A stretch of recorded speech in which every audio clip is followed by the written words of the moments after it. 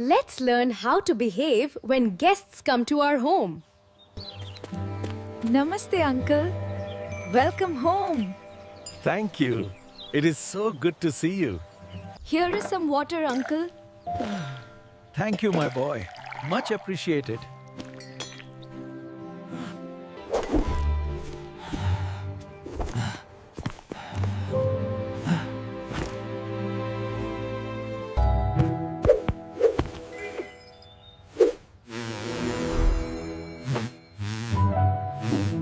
Tell me, what do you think of the proposal? That sounds wonderful, respected uncle. I am happy to help. It's good that the roads are finally repaired. Yes, the journey was much smoother this time. Excuse me, father. May I offer some tea to our guest? Say thank you and show gratitude. It's good to see you, son. Put that away for a moment. Of course, Uncle.